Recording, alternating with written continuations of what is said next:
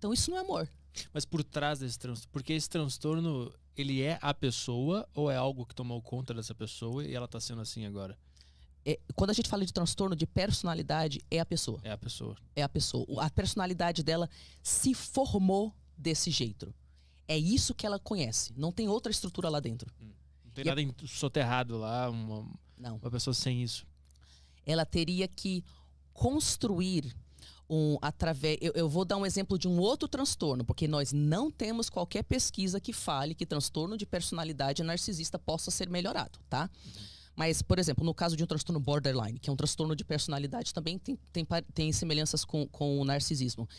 A pessoa que pode buscar um tratamento, ela vai ter que fazer um longo processo, não para mudar a estrutura de personalidade dela, porque foi o jeito que ela foi criada, ela foi forjada daquele jeito. O que ela pode ter uma expectativa, uma esperança, talvez, de conseguir, é ir aos poucos mudando os comportamentos que ela externaliza para o outro, que ferra todas as relações dela. Então, por exemplo, tem um cara, acho que é Lee Curtis o nome dele, ele tem um canal de YouTube chamado Mental Illness. Ele é um narcisista diagnosticado com transtorno de personalidade narcisista e ele faz vídeos educativos sobre isso e ele fala no próprio vídeo dele: gente, eu faço terapia há 3 anos, mas eu quero que vocês saibam que eu continuo sendo narcisista, porque a minha personalidade não vai mudar. Então, o que eu posso fazer? O que eu faço na terapia é perceber os comportamentos que eu tenho com a minha esposa que fizeram ela largar de mim. Aí, quando eu percebo que eu tô tendo aquele comportamento abusivo, o que eu consigo fazer, quando eu consigo fazer isso, é interromper. Mas, internamente, eu continuo me sentindo um lixo. Mas é muito louco porque existe algo que consegue interromper. O que é esse algo? Não é uma outra... Não é o cara que tá soterrado embaixo de tanta camada de personalidade e problema? Então, na verdade, esse é o único cara que eu vi em todos os meus anos de pesquisa que fala que ele consegue... Deixa eu observar. Exato. Tem 3 pessoas, três narcisistas diagnosticados que eu sigo na internet. Um deles é o Sam Vaknin, que foi o primeiro cara que eu achei. E ele fala sobre como que... Ele fala a mesma coisa que esse outro cara, que é o seguinte... Eu tenho consciência dos meus comportamentos, eu saco que um deles pode afetar o outro, então eu tenho um mecanismo para não fazer isso. Só que diferentes narcisistas têm diferentes mecanismos. Por exemplo, no caso do Sam Vaknin, a solução dele pro narcisismo dele foi se isolar da sociedade há 15 anos. Você entendeu? No caso desse acho que é Lee alguma coisa, eu esqueci o nome dele, eu falei um outro nome aí, mas é Mental Illness o canal dele. A única coisa que inspira ele, e de fato a única coisa que inspira o narcisista a mudar de comportamento é quando ele atinge um fundo de poço, tão fundo de poço, que agora ele tem motivação de tentar mudar os comportamentos superficiais que afastam o outro. Mas para responder a sua pergunta, existe uma diferença entre você ter um forte eixo interno, que é lúcido, que é capaz de amor, de acolhimento das suas partes feridas, que é capaz de lucidez, de sabedoria e que, de forma rotineira, dita como a sua personalidade vai funcionar, e você, na verdade, ser um grande, infindável vazio interior que dita o jeito que você se comporta, o jeito que você se sente, e que apenas depois de muitos anos estudando isso, você consegue focar numa atitude externa mínima. Só porque você vai perder sua esposa de novo. Ou todo mecanismo interno, ele não muda a personalidade. O cara continua se sentindo um lixo. A motivação dele não é: eu vou me conectar com esse meu eixo interno até ele se tornar quem eu sou. Até eu ter uma fonte de amor infindável dentro de mim. A motivação dele é: caraca, se eu perder minha esposa de novo, eu não vou ter uma pessoa aqui pra me aplaudir 24 horas por dia pra me fazer me sentir um bom narcisista. Então a motivação continua sendo a partir do narcisismo. Isso. Então não tem o que fazer. Cê sacou? Agora, veja bem, inclusive esses caras falam: eu quero que vocês entendam que mesmo eu fazendo terapia, quando eu tô aqui falando sobre narcisismo e tal, eu me sinto especial. E quando vocês falam que eu tô salvando a vida de vocês, eu me sinto especial. E saiba que eu sou tão narcisista que é raro um narcisista ser autoconsciente. Então, quando eu vi que eu fui diagnosticado com isso, eu já pensei: eu vou ser um narcisista especial. Eu vou ser o autoconsciente que faz vídeos no YouTube. Então, toda a personalidade dele é para receber aplauso. Mesmo quando ele tá fazendo uma coisa pró-social, que é a favor da sociedade. Entendeu? Mas é pra estrutura narcísica de personalidade dele.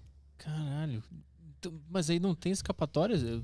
Como é que essa pessoa que entendeu que tem isso vai resolver esse problema? Não vai ser sempre assim e só vai conseguir ficar se observando e viver com isso de uma forma um pouquinho mais saudável. É isso?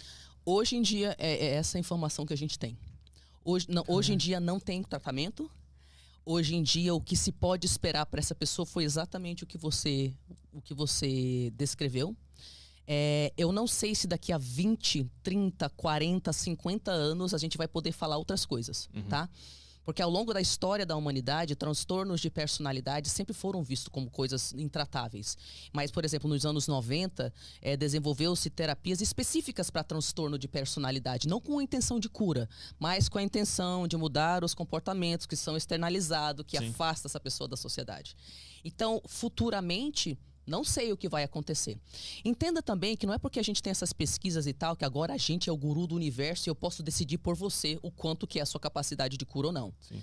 Eu acho, porque eu vejo, que quem busca cura, e no sentido, cura não, melhoria, vamos falar assim, e assume a responsabilidade de se trabalhar até morrer, essa pessoa pode ter bons ganhos.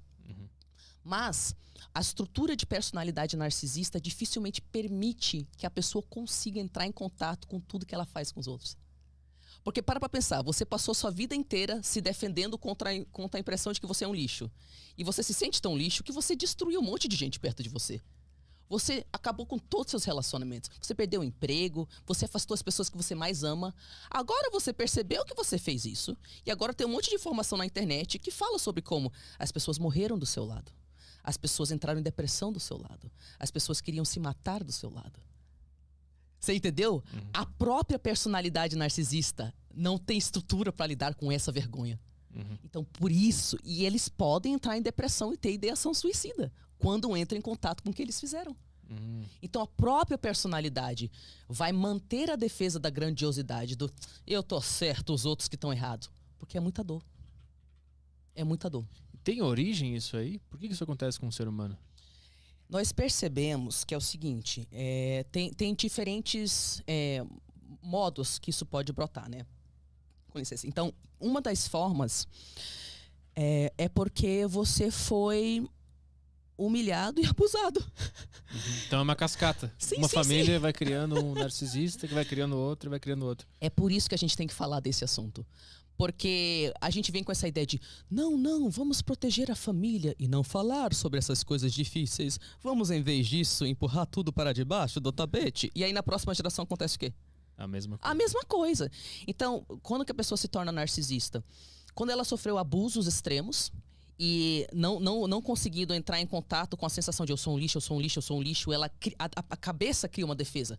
Não, eu não sou um lixo, os outros são. Eu sou perfeito. Só que é uma defesa tão desesperadora que a pessoa tem que entrar numa bolha de fantasia onde ela não enxerga coisas óbvias. E ela tem que mentir patologicamente para ela manter a impressão de grandiosidade e perfeição.